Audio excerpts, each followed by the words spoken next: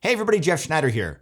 When I was in high school, my dream was to improvise lines that flowed through the chord changes. I wanted to make the changes like Charlie Parker and John Coltrane and Cannonball Adderley.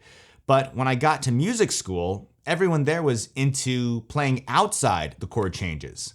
But whenever I tried to play out, it always just sounded random, like I was playing wrong notes. It was noodly and awkward. I wasn't getting it, and I didn't know why. Something was missing. So today, I'm going to show you what I was doing wrong so you don't make the same mistake if you too want to be able to play outside the changes and get that more hip, modern sound. Before we get into it, there are a couple of prerequisites that you need to have under your belt before you dive into the techniques that we're going to be getting into. The first is that if you're not yet able to play inside the chord changes, you should probably live there for a little bit before you venture outside the harmony. And I have a lot of courses on how to do just that. In fact, you can get a whole bunch of them bundled together this week. It's called the Soloing Bootcamp. It's my best courses on improvising and making the changes and developing your ideas. And it's 80% off this week through Sunday. So I'll link that up in the description.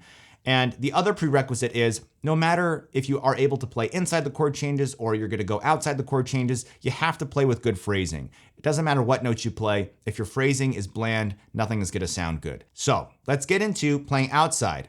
The principle is the same for all of these techniques. So we're going to start with the easiest one, and we'll use the blues scale as an example because it's super easy. A lot of you know it already. Let's think about the chord C7 here.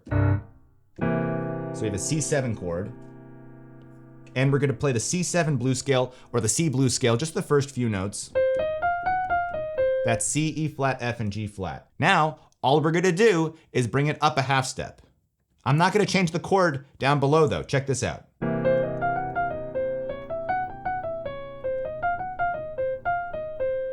So I took that blues scale lick and I moved it up a half step. Same exact thing, just raised everything up a half step, and I brought it back down after that. And this is called sidestepping. And you can do it with any lick, with any line. You just play it once, move it up a half step, play it again, and then you can bring it back down. It doesn't have to be on a C7 chord. You can do it on any chord quality. It works great.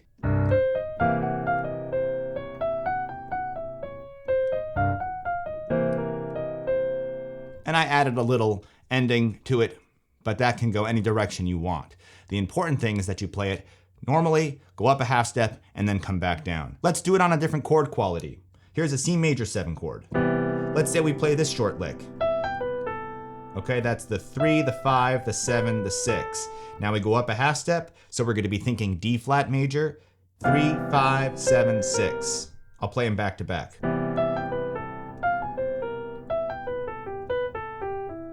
So when you take it up a half step, you're playing a whole bunch of notes that don't fit the chord in a traditional sense. But because that half step up line relates so closely to the line you played just before, that creates enough relationship to make it work. So let's go to the next example, the next technique here. This is going to be using triads. So check this out. We're going to use that C7 chord again, and I'm going to use 2 triads. This is called the triad pair. I'm going to go between a C major triad and an F sharp major triad, and it sounds like this.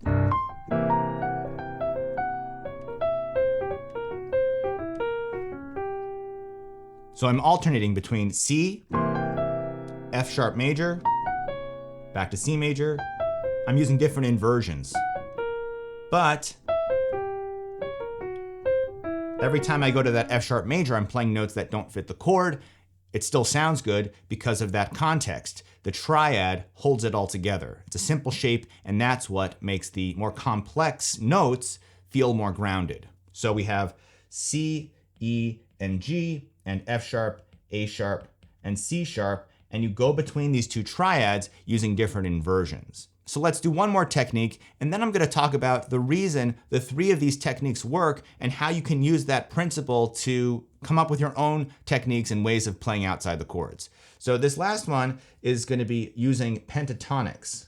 Now a pentatonic scale is a really basic scale. It's used in a lot of folk melodies, and if we're playing in the key of C, it's going to be a C, a D, an E, a G, and an A. That's your major pentatonic. Your minor pentatonic is C, E flat, F, G, and B flat. Let's use the major pentatonic for this example. We're going to stay in C just to keep it simple. So if we have a C major 7 chord, and I'm going to pick a pentatonic scale that doesn't align with that C major 7 chord at all, let's use the E flat major pentatonic. So that scale right there. A lot of clunkers. You've got E flat on a C major, doesn't sound so great. The F is even a little bit of a rub. That B flat is certainly a rub. All right, so how are we going to make this work? Well, the magic of the pentatonic scale is that there's enough melodic potential baked into this scale that you can make just about anything sound good. So let's come up with a simple melody using the E flat major pentatonic scale. Something like that. Okay, now I'm going to put that C major 7 chord underneath, and let's hear how it sounds. Let's do the same line with a different pentatonic scale. Let's do it on a D flat major. There are even more dissonant notes in this version. I'm ending on a D flat with a C major 7 or C major 9 chord in the left hand. And on its own, that D flat sounds rough, but in the context of the lick or that pentatonic scale, it works pretty well. So what does the sidestepping and the triad pairs and the pentatonic scale, what do they all have in common that makes the outside notes sound like they actually make sense and are meant to be there as opposed to being these random mistakes? Well, it comes down to what I call the expectation and surprise scale, which I talk about in my course, The Soloing System, which is included in the Soloing Bootcamp. Again, 80% off this week. You can get it through Sunday. I'm going to give you a little taste of that expectation and surprise scale. This is not a scale like a musical scale. I'm talking more like a balance.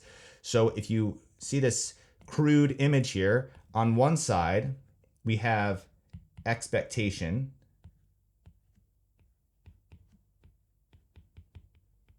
And then on the other side, we have surprise.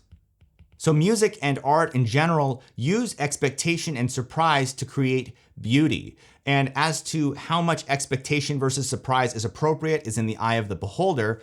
But if you take a look at those examples that we played earlier, for instance, the sidestepping technique, when you play the line inside the chord changes and then you go up a half step and you go outside the chord changes, there's enough expectation there because you're essentially establishing a pattern. You're creating a context. Same thing with the triad pairs. You have the context of the triad shape, which is a really simple shape. And you're playing complex notes, meaning they're notes that don't fit in the chord, but because the shape is so simple, the triad, it again creates context and helps glue the awkwardness together to make it sound intentional and make sense in the listener's ears.